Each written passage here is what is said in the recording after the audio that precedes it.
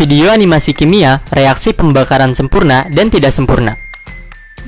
Halo teman-teman, tujuan pembelajaran dalam video ini mengidentifikasi reaksi pembakaran hidrokarbon yang sempurna, mengidentifikasi reaksi pembakaran hidrokarbon yang tidak sempurna, dan mengidentifikasi sifat zat hasil pembakaran. Teman-teman, dalam beraktivitas, kita biasanya menggunakan kendaraan agar dapat berpindah lebih cepat dari suatu tempat ke tempat yang lain. Mobil yang kita pakai dapat bergerak karena adanya bahan bakar yang digunakan, yaitu bensin, atau solar, atau bahan bakar yang lain. Dalam prosesnya, bensin mengalami reaksi pembakaran di mesin kendaraan.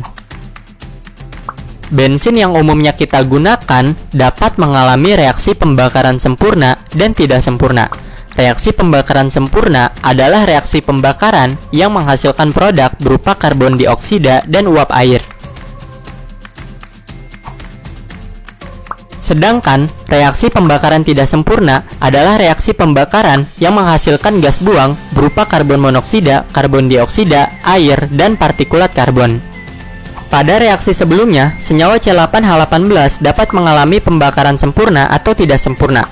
Hal ini dapat ditentukan oleh jumlah volume C8H18 dan jumlah gas oksigen. Semakin terbatas jumlah oksigen, semakin tidak sempurna pembakaran yang terjadi. Zat hasil pembakaran cukup banyak, salah satunya yaitu karbon dioksida. Senyawa ini dapat menyebabkan efek rumah kaca sehingga terjadi pemanasan global. Efek rumah kaca adalah kondisi di mana panas matahari terperangkap di atmosfer bumi. Hal ini disebabkan karena adanya gas-gas penyebab efek rumah kaca seperti karbon dioksida dan gas yang lainnya.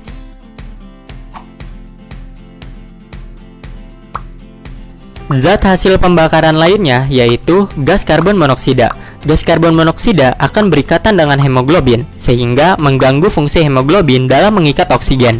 Selain itu, gas karbon monoksida memiliki sifat tidak berwarna, tidak berbau, dan tidak berasa.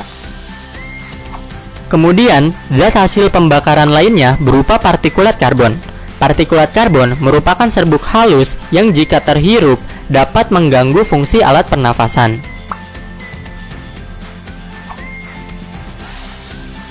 Selain gas karbon dioksida dan karbon monoksida, dampak pembakaran bahan bakar dalam mesin kendaraan bermotor dapat menghasilkan gas belerang dioksida, karena di dalam minyak bumi terdapat senyawa belerang.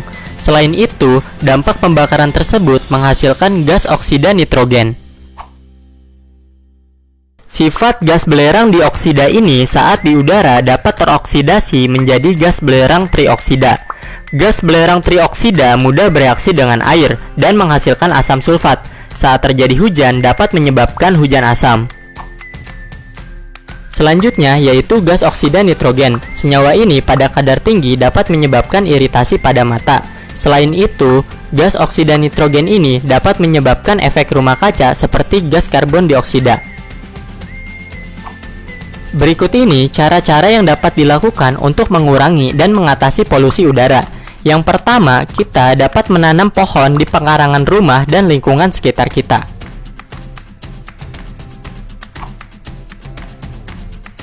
Kemudian, kita dapat mengurangi penggunaan kendaraan pribadi dengan menggunakan transportasi umum seperti Transjakarta, komuter lain, dan sebagainya.